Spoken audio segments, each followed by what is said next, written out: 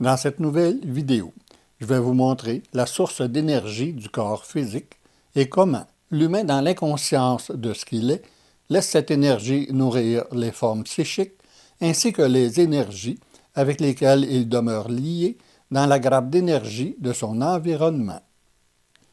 Dans la dernière vidéo, je vous ai expliqué comment l'énergie consciente contenue à l'intérieur du corps mental utilise le canal des énergies moteurs.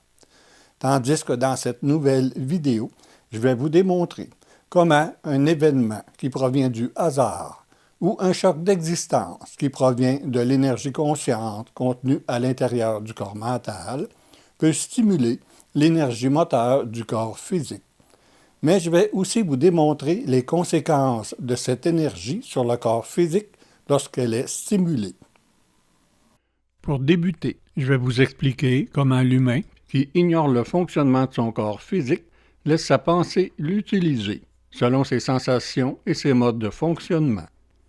Pour vous le démontrer, je reviens dans les années 80, où il y avait une émergence de groupes spirituels, et beaucoup d'humains, toujours selon leurs sensations, s'associaient à ces groupes en pensant changer leur existence.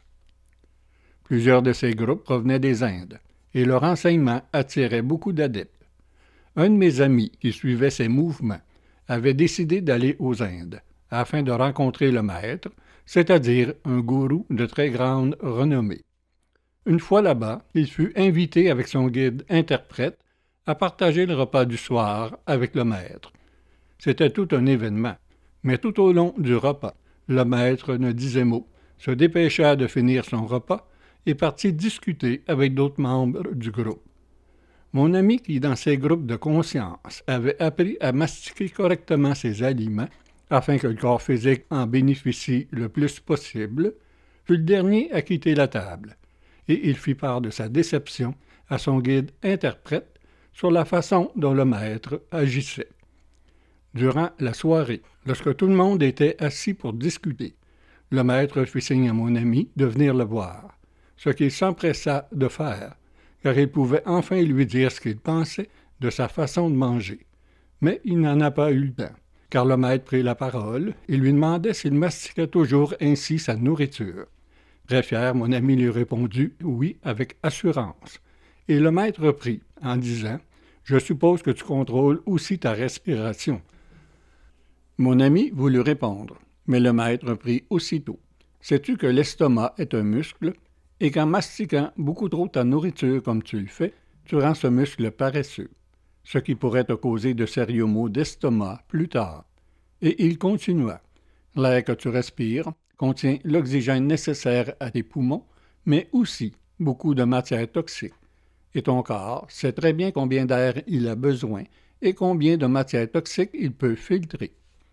En prenant de grandes respirations, tu oxygènes tes poumons, mais tu accumules aussi trop de matière toxique que le corps ne pourra filtrer et qui pourrait se traduire en maladie à long terme. » Il continua ainsi. « Le corps physique est une machine complexe qui sait très bien comment fonctionner par elle-même.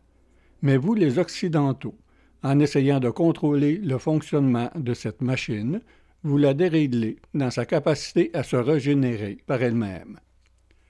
Ceci pour vous démontrer que l'énergie du corps physique provient du moteur énergie-puissance selon son lien avec les puissances de la planète où il se situe, et comment il est difficile pour l'humain terrestre, qui dépend de plus en plus des formes psychiques, de vivre dans la matière en laissant cette énergie s'occuper du corps matière. Le moteur puissance définit la puissance du corps physique et sa capacité de survivre, tandis que le corps mental fournit l'énergie qui construit le corps à partir de la cellule et le régénère, tandis que l'énergie consciente, contenue à l'intérieur du corps mental, utilise le canal énergie-moteur du corps physique afin que le corps soit conscient de ses besoins pour survivre dans ce monde matière. Bien sûr, moins le corps mental est puissant et plus le lien avec les puissances de la planète est faible, plus ce corps physique, lorsqu'il vivra des périodes difficiles, aura réellement besoin des formes médecines pour l'aider. Dans la prochaine série de vidéos sur l'énergie moteur psychique et mentale, vous aurez la possibilité de comprendre qu'il faut être en mesure d'utiliser les trois corps moteurs simultanément afin de pouvoir toucher à cette possibilité de s'occuper de son corps par soi-même, ce qui n'est pas facile dans ce monde où les formes prédominent. Dans la réalité, si par exemple, l'humain ressent une douleur intense à la poitrine, dans ce monde où la pensée récupère tout, cet humain pensera qu'il a peut-être un cancer ou qu'il fait une crise cardiaque, surtout si le psychique a récupéré des sensations d'insécurité, ce qui stimulerait une pensée qui lui dirait qu'il doit rapidement aller voir le médecin ou encore se rendre à l'urgence de l'hôpital. Dans ce cas, l'humain s'en remet aux formes, qui, elles, vont décider de ce qu'il vit et comment il doit être soigné selon une certaine médication. Si l'humain était plus conscient de ce qu'il est, l'énergie consciente contenue à l'intérieur du corps mental, et qui demeure capable de capter ce que vit le corps physique, serait en mesure de capter la source de cette douleur, ainsi que la capacité du moteur énergie-puissance que cet humain possède. L'énergie moteur du corps psychique serait alors en mesure de lui montrer d'où provient cette douleur, la raison pourquoi il la vit, mais surtout laisser le corps énergie-puissance s'occuper du corps physique. Il faut que l'humain possède un corps mental assez puissant et qu'il soit en paix avec ses mémoires pour laisser son énergie s'occuper de son corps physique, ce qui demande un cheminement vers une conscience de ce que l'on est en tant qu'énergie, mais aussi en tant que forme physique.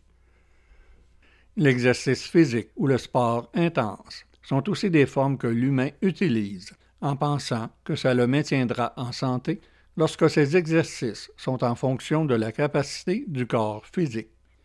Mais le psychique, qui favorise le culte des gros muscles, pourrait amener l'humain à utiliser des produits capables de favoriser le développement massif des muscles, ce qui, selon la puissance du corps mental et de l'énergie consciente qu'il contient, pourrait stimuler l'énergie moteur du corps physique.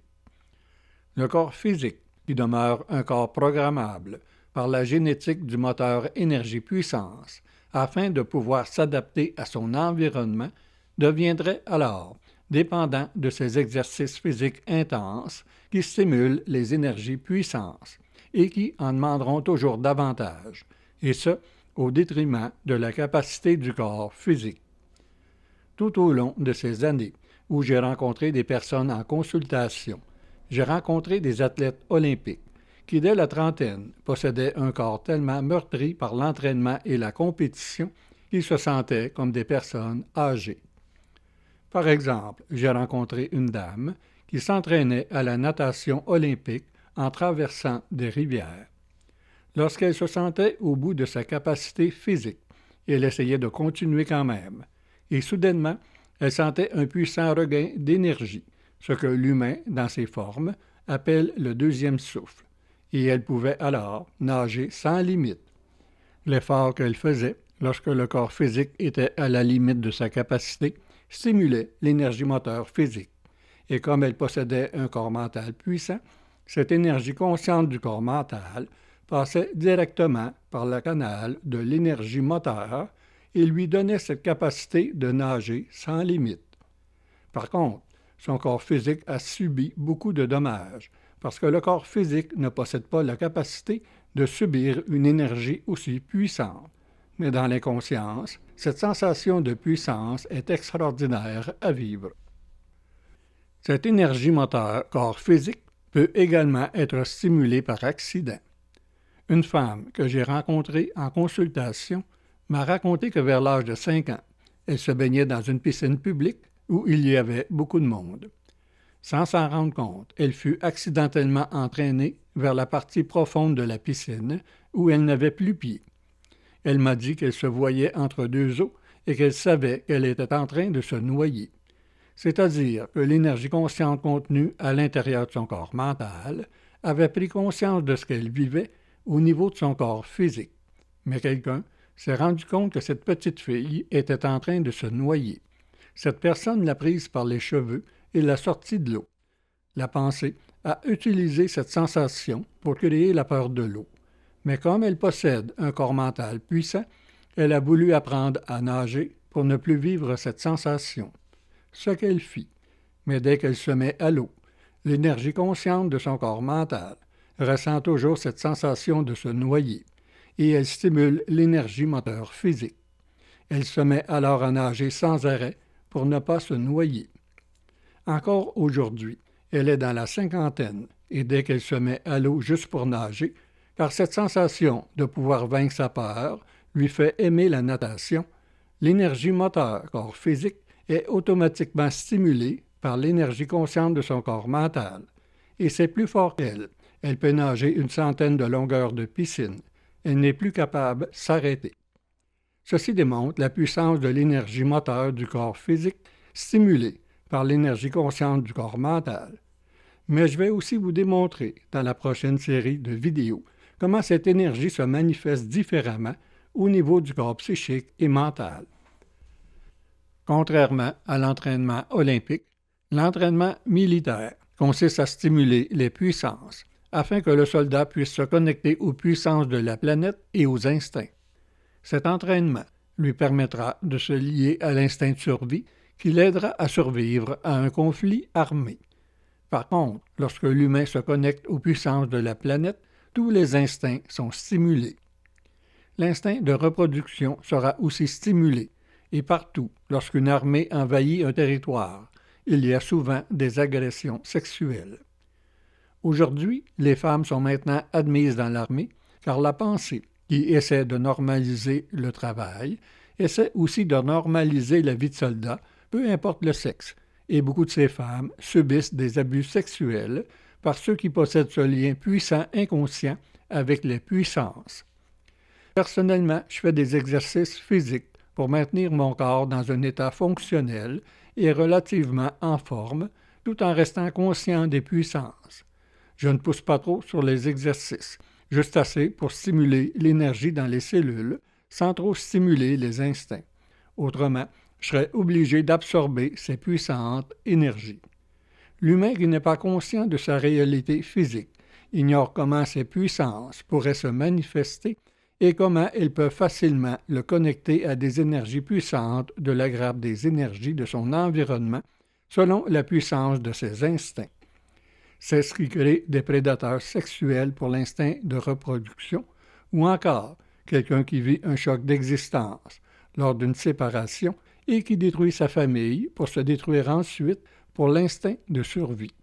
Ceci pour vous montrer la différence entre les puissances liées à la planète, c'est-à-dire les instincts, et l'énergie moteur physique qui provient de l'énergie consciente contenue à l'intérieur du corps mental et capable d'aider l'humain dans sa réalité physique, ce que je vais aborder dans la prochaine vidéo. Dans cette vidéo, je vous ai expliqué comment l'énergie moteur physique peut amener l'humain à accomplir des exploits physiques lorsqu'elle est stimulée accidentellement ou par un entraînement très intensif. Dans la prochaine vidéo, je vais commencer à vous expliquer que l'énergie moteur physique pourrait être stimulée consciemment par l'énergie consciente contenue à l'intérieur du corps mental afin d'aider l'humain à vivre et à fonctionner dans ce monde matière. Mais puisque l'énergie consciente ne peut qu'utiliser les trois énergies moteurs simultanément, elle aidera l'humain à voir ce qu'il vit, à vibrer à ce qu'il doit faire, pour ensuite faire l'action nécessaire afin de pouvoir transformer les mémoires de son corps mental.